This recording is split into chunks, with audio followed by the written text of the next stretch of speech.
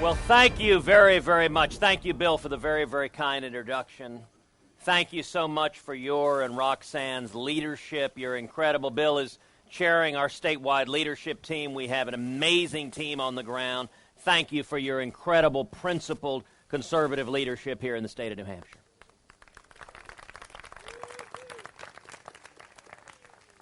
And Mike and Marmar, thank you so much for hosting us at your wonderful home. Thank you for inviting us here. What an incredible view. What an incredible place to be. And thank you, each of you, for coming out this evening and spending some time visiting today and having a conversation. God bless the great state of New Hampshire.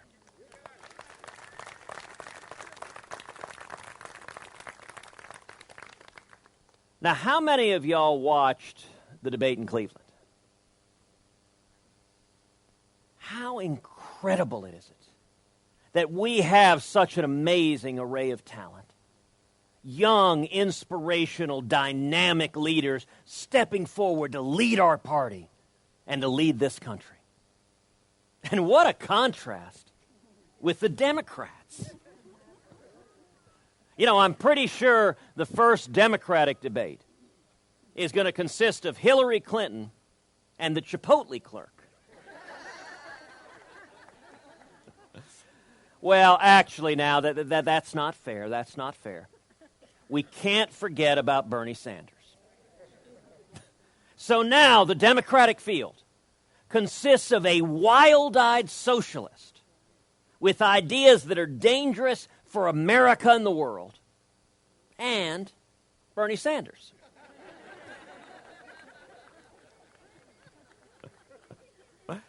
And you know, it's really quite amazing to see the Democrats. They keep moving their debates.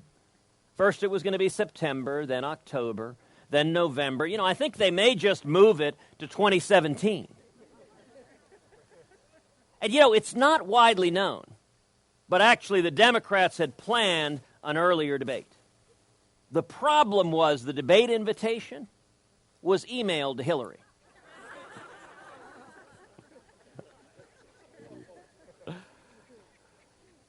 You know, we're here tonight because our country's in crisis. We're here tonight because we're bankrupting our kids and grandkids. Because our constitutional rights are under assault from Washington. And because America has receded from leadership in the world, and it has made the world a much more dangerous place.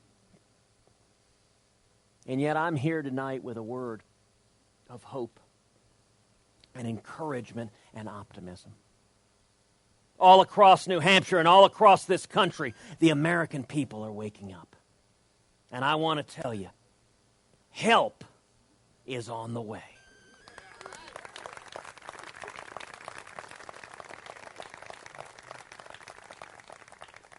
So I want to ask everyone here to look forward. Look forward to January 2017. If I'm elected president, let me tell you what I intend to do on the first day in office. The first thing I intend to do is rescind every single illegal and unconstitutional executive action taken by this president.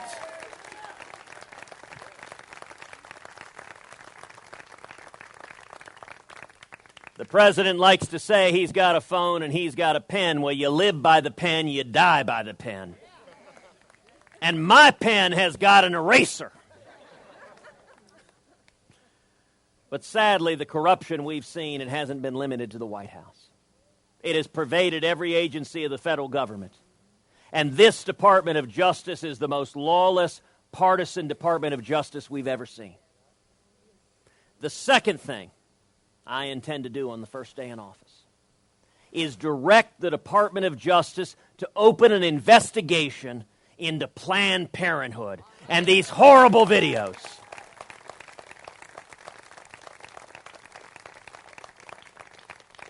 And to prosecute any and all criminal violations by that organization.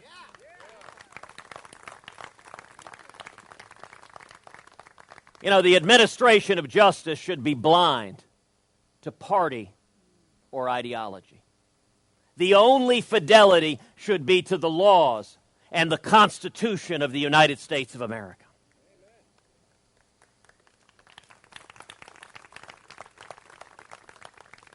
The third thing I intend to do on the first day in office is instruct the Department of Justice and the IRS and every other federal agency that the persecution of religious liberty ends today.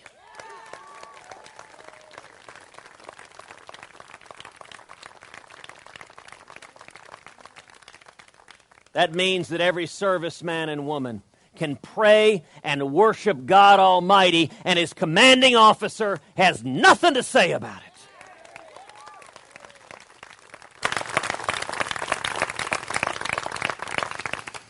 That means the Little Sisters of the Poor, a Catholic charity of nuns who've taken vows of poverty. They devote their lives to caring for the poor and the elderly. Right now, today, the Obama administration is litigating against the Little Sisters of the Poor, trying to impose millions of dollars of Obamacare fines on them in order to try to force the nuns to pay for abortion-inducing drugs in others. Now, let me give y'all a real simple rule of thumb. If you're litigating against nuns, you've probably done something wrong. In January 2017, instead of receiving a legal summons from the Obama Justice Department, the Little Sisters of the Poor will receive notification that the case against them has been dismissed.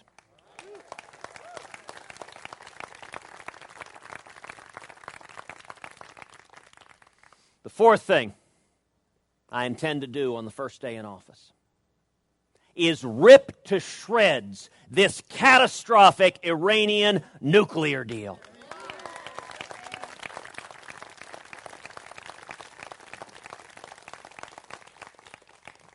The single greatest national security threat facing America today is the threat of a nuclear Iran. Well, the two are intertwined. You know, several weeks ago, I observed that if this deal goes through, the Obama administration quite literally will become the world's leading financier of radical Islamic terrorism. Now, in response to that, President Obama got very upset. And I do so hate to dismay the man. He interrupted his busy travels abroad in between the 8th and 9th holes to attack me directly. He said what Cruz said is ridiculous. That rhetoric is too much. You can't say that. Let me give you a very, very simple principle. Truth is not rhetoric.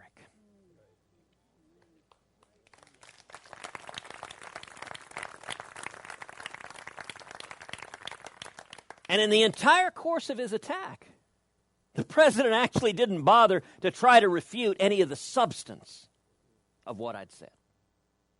So let's review the facts. Fact number one, Iran is today the world's leading state sponsor of terrorism. Fact number two, if this deal goes through, over $100 billion will flow directly to Iran and the Ayatollah Khamenei. Fact number three, if that happens, billions of those dollars will flow to Hamas, to Hezbollah, to the Houthis, to radical Islamic terrorists across the globe, and those jihadists will use those billions to murder Americans, to murder Israelis, and to murder Europeans. If President Obama doesn't like the rhetoric of his administration becoming the world's leading financier of radical Islamic terrorism, there is an easy solution. Stop financing radical Islamic terrorism.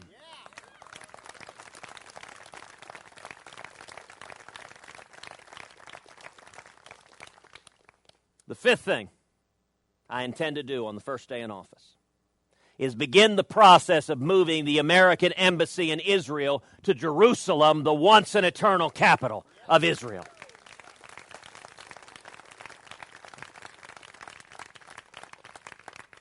Now, you know, a lot of presidential candidates, both Democrats and Republicans, have made that promise. And yet, when they get to the White House, they don't do it. Inevitably, their teams come up to them and they say, you know what? If you do that, there are going to be a lot of other folks in the Middle East really, really unhappy with us.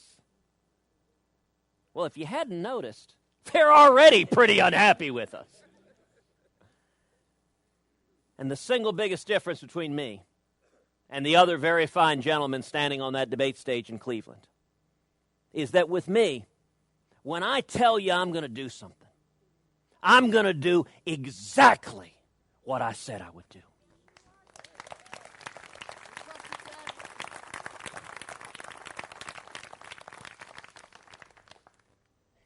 That's day one. There are 365 days in a year, 4 years in a presidential term, and 4 years in a second term.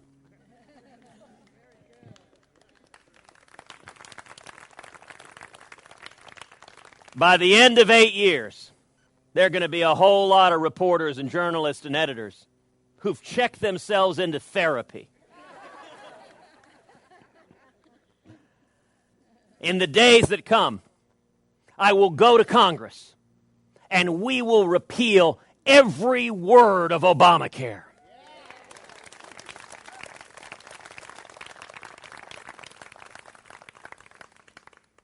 In the days to come, I will instruct the Federal Department of Education, which should be abolished. Okay. I will instruct the Department of Education that Common Core ends today.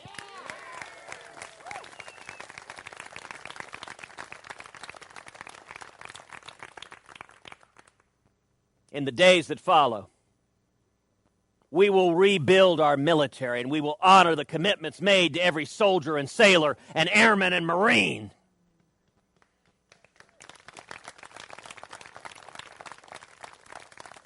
And we will allow our servicemen and women to exercise their right to keep and bear arms and defend themselves.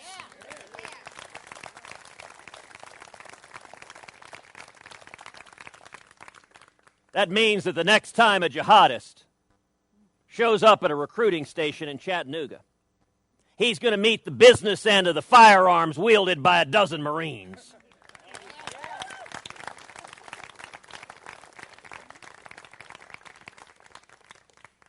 In the days that follow, we will finally secure the border and end sanctuary cities.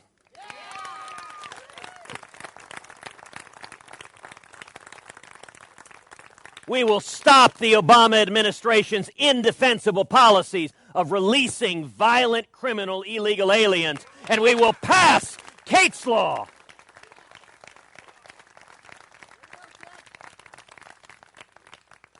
In the days that follow, we will take on the EPA and the CFPB and the Department of Labor and OSHA and the alphabet soup of federal agencies that descend like locusts on small businesses, and we will unchain small businesses to create jobs and opportunity for every American.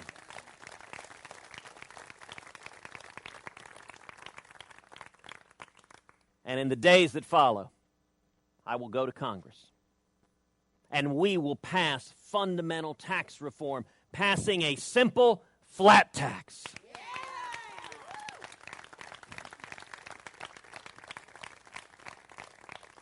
So that every American can fill out his or her taxes on a postcard. And when we do that, we should abolish the IRS.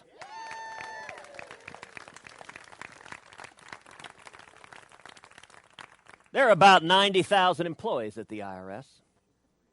We need to padlock that building. Take all 90,000 and put them down on our southern border.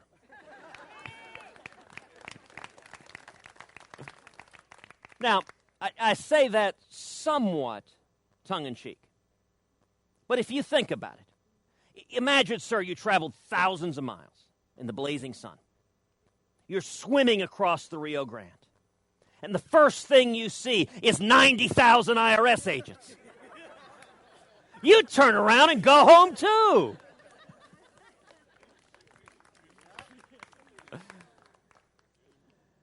Now, some of y'all may be thinking, all of that makes sense to me. It's simple common sense. Live within your means. Don't bankrupt our kids and grandkids. Follow the Constitution. But can it be done? Can we do it? You know, Scripture tells us there's nothing new under the sun. I think where we are today is very, very much like the late 1970s. Same failed economic policies. Same misery, stagnation, and malaise. Same feckless and naive foreign policies. In fact, the exact same countries, Russia and Iran, openly laughing at and mocking the President of the United States. Now, why is it that that analogy gives me so much hope and optimism? Because we know how that story ended. All across this country, millions of men and women came together from the grassroots and became the Reagan Revolution.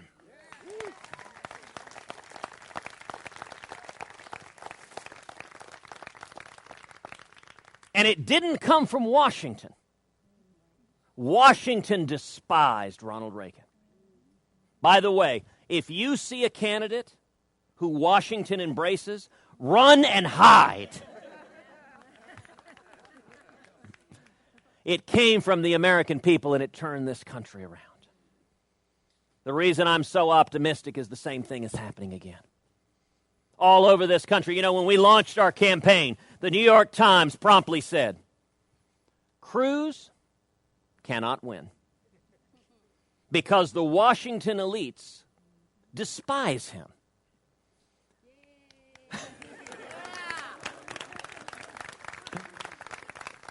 I kind of thought that was the whole point of the campaign. Listen, if you think Washington is doing great, that we're headed in the right direction, we just need to fiddle around the edges, then I ain't your guy. On the other hand, if you think Washington is fundamentally corrupt, that there is a bipartisan corruption of career politicians in both parties that get in bed with lobbyists and special interests and grow and grow and grow government, and we need to take power out of Washington and back to we the people, that is what this campaign is all about.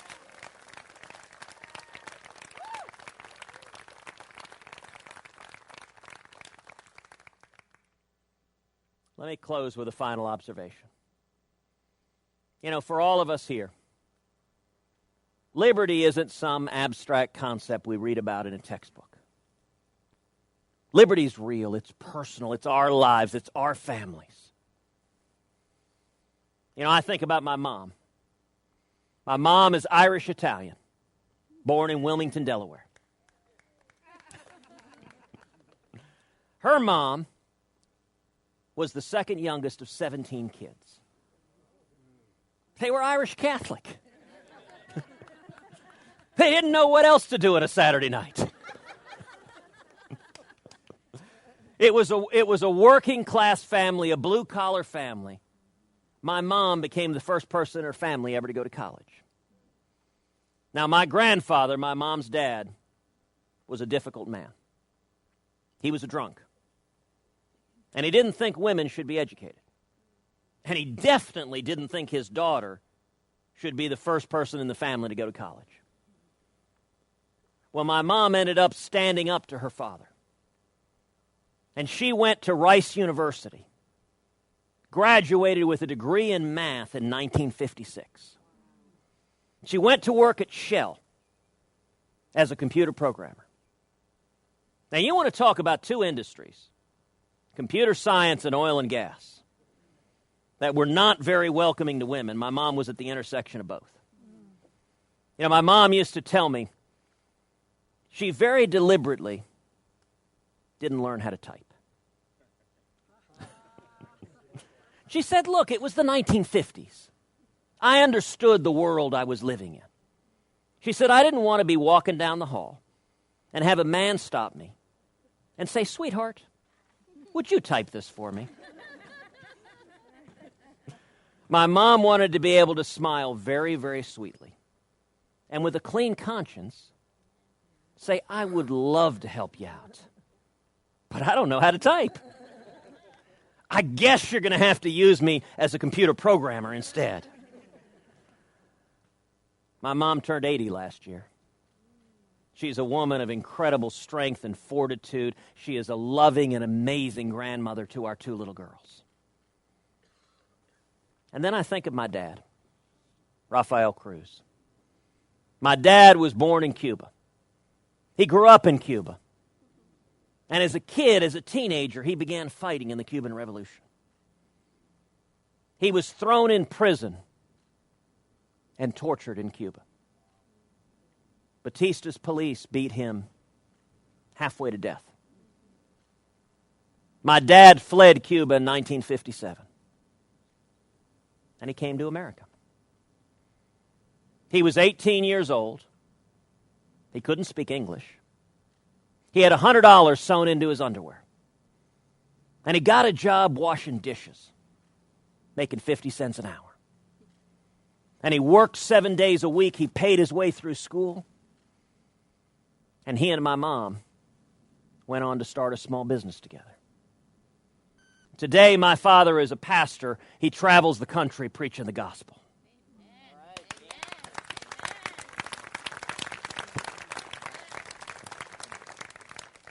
Now, my whole life, my dad has been my hero.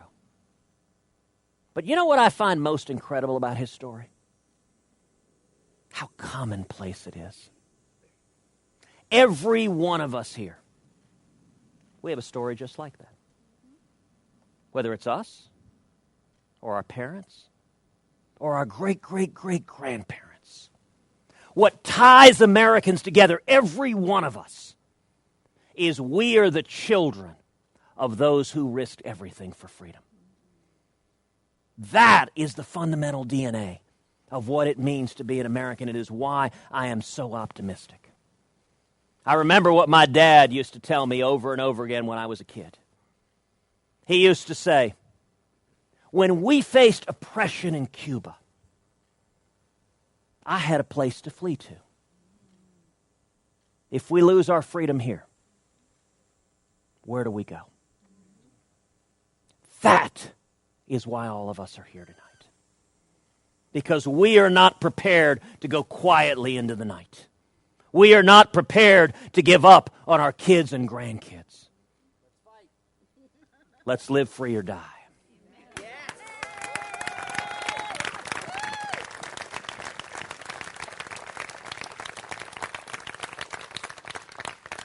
And if we come together, if we rise up from the grassroots, from we the people, we will restore liberty. We will restore the Constitution. We will bring back that last best hope for mankind, that shining city on a hill that is the United States of America. Thank